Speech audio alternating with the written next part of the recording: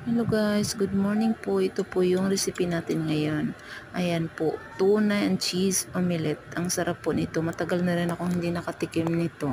Kaya gumawa ako nito. Ang sarap talaga nito. Ayan po, meron tayong 4 na itlog. Tapos ayan, tinimplahan ko ng asin, paminta. Tapos nilagay ko na rin yung aking tuna. Ayan, isang perasong tuna.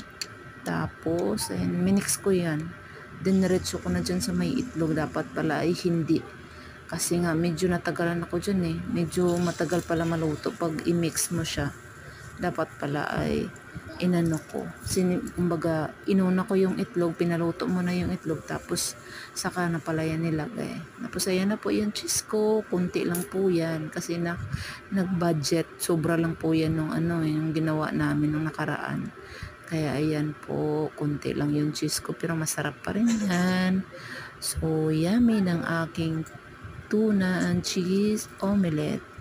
Yummy, yummy guys. Thank you for watching. Try nyo na rin.